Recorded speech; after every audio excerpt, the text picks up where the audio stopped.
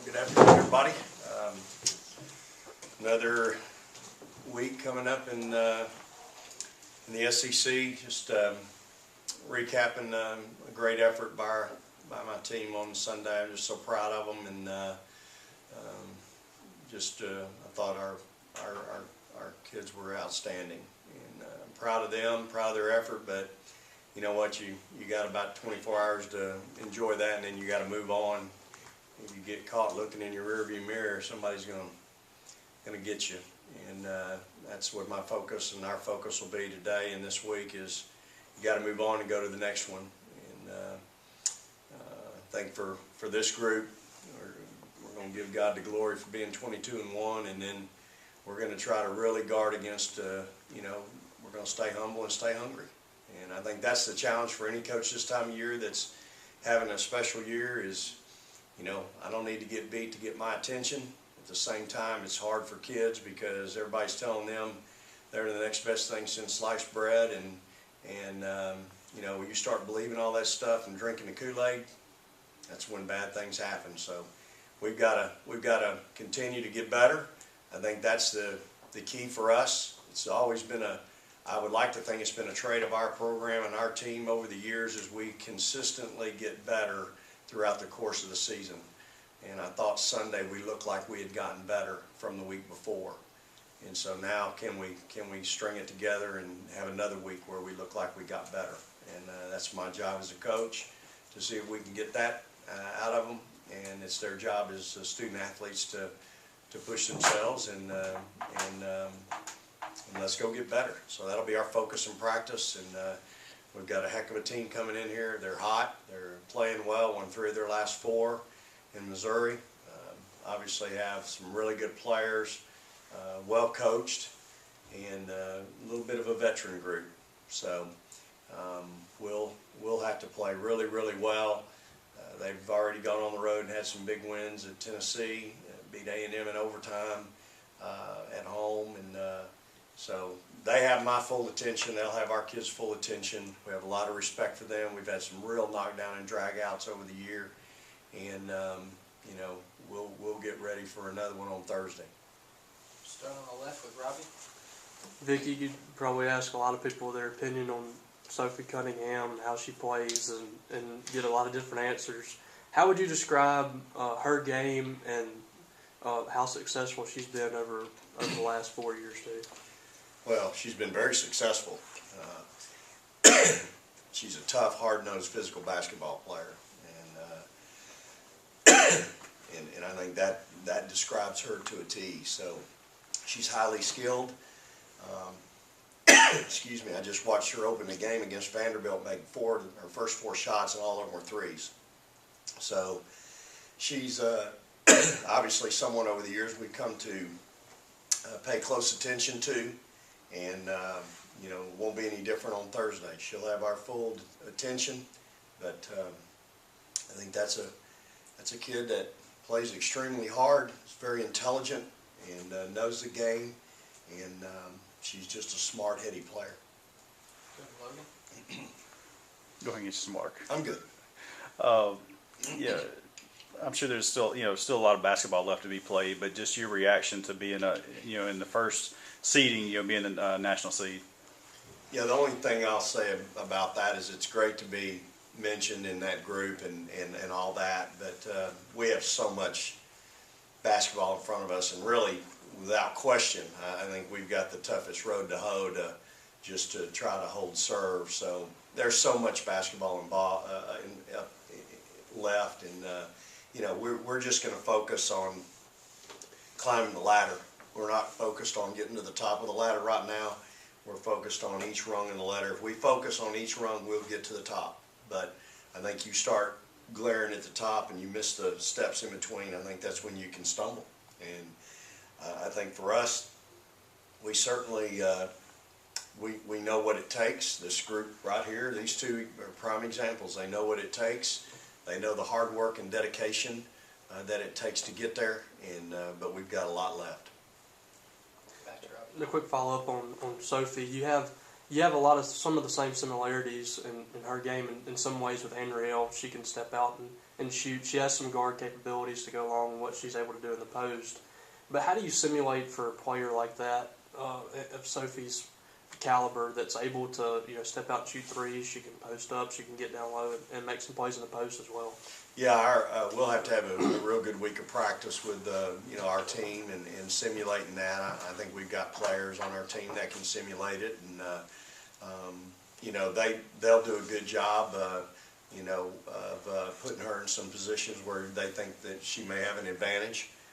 Certainly, we feel like we'll figure out, we'll have a plan and try to attack that the best we can. And again, great players figure out a way to get it done. I think she's done that throughout her career, and so we've got to figure out a way defensively to handle them as a unit as well as some individual players. Vic, it's been a few weeks now. How has this team changed without Chloe, and how have you managed to continue to score a lot of points, even with really not a lot of three-point shooters, and it's so different from last year, just kind of the differences and how you continue to put points on the board? Yeah, so even with Chloe, I think this is the best transition team we've had. They're really good. I mean, you're looking at the two fastest players I've ever coached. I thought Morgan was really fast, and she was, but Jazz is faster. Joe's explosive to me.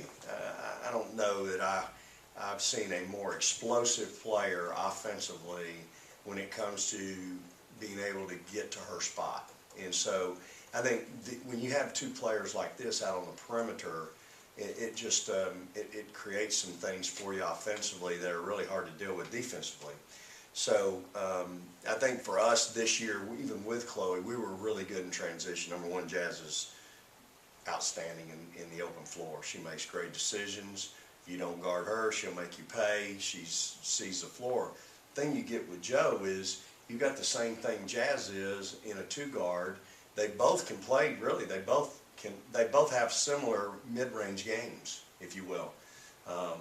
And so you've got two point guards on the floor making decisions, but they have scoring mentalities. Joe more so than Jazz, because Jazz knows her job is to facilitate the rest of her team. But if you come off on Joe, Joe's got a point guard's mentality. She sees the floor extremely well, and she's able to deliver the ball to the right people at the right time. So it's really, it's a unique perspective. It's very similar. These two are very similar to two guards that I had on a team that won a national championship. I've got a point guard, and then I've got a combo guard, and so it's really it's unique to have two guards like we have, and then you can flip them on the other side, and boy, they can get after you on defense. They can really guard. They're smart. They know how to guard. They've been coached a long time. They know what you can and can't do, and they're always a step ahead. So it's I think for this team, to answer your question, we are different, just like last year's team was different than the year before, and so just because maybe we don't shoot the three as often, we still make some, but we've got other kids, man, that can really get to their spot and get to the rim, and then we also make some things happen in transition off our defense. Sorry, I just wanted to expound. Having two guards that don't shoot the three very often, is that something you have to, when do you decide, okay, focus on what you do well? Was it tempting to get Jazzmun and Jordan to shoot threes, get better at it so you could stretch, everybody wants to stretch the floor? When did you kind of decide, that's just not what we do well, let's do that? You understand what I'm saying? Sure, absolutely. Yeah, and I think what you do as a coach, each team's different, and you try to focus on your strengths. And, these two, to me, they have no weakness. And if you want to talk about, I've seen Jazz make threes. I know she can stretch it. If she needs to, she'll bury it. I think both these guys, we end a drill every day with every shoot around when we're shooting the night before game, and Joe's down there in her favorite spot, and she's making threes, But I think she's smart enough and knows, hey, I don't have to settle out here. Why settle? She can go get a higher percentage shot. She's shooting over 50% from the floor. She can go get a much higher percentage shot. And she knows I want that more than that one out there. So, I think, again, And then when she goes and gets that higher percentage shot, when they think they can stop her from that, she's a great passer. You know, she sees it for. So I just think that's what's allowed us to be really good offensively, is because they're good offensive players. If you want to put a limitation on them, go right ahead. We'll keep scoring 88 or 90. Brett? To stay around the 3-point line, Missouri takes a lot of them on a per possession basis. How do they create those threes, particularly in half court? Yeah, they run a lot of sets. They're really good at running their sets. Their whole team has great chemistry offensively. You know, they shoot 40, almost 41% as a team in the SEC from 3-point range. That's a phenomenal number. And so, you know, but they do a great job. Robin she's a tremendous coach and handles that really well, has all her career, especially at Missouri, running multiple sets with different things that they do, whether they're double screening away, flare screening, ball screening. You know, they just do a great job. But you know what, you got to have players you have to have multiple players that can do that. If you don't have multiple players, you can always focus on one and not guard the rest of them. But when you got multiple kids, and right now they've got multiple players on the year, 43, 43, 35%, that's just their top 3 scorers. That's what they're doing on the course of the season. You go to conference, you know, Sophie's shooting 55% out there from 3-point range. Amber Smith, 39%. The point guard, 46%. I mean, those are some astronomical numbers when you talk about shooting a 3-ball. 41% as a team. Doing it against the best teams in the country, best coaches in the country. So you got to give them credit, and you got to know what they want to do and how they want to do it. And that's going to be our focus the next 2 days, is to try to deal with that a little bit. Jazz, I'm curious if you had a goal in mind before the season for your assist to turnover ratio. Do you think about things like that? Not really. I just play. So when you see that you're almost averaging 5 to 1 in assist to turnovers, is that surprising, or is that something you knew that you could probably reach this year? No, I think it's kind of surprising. Just getting my teammates the ball at the right time whenever they need it, and then finishing. So that's what gets me the assist.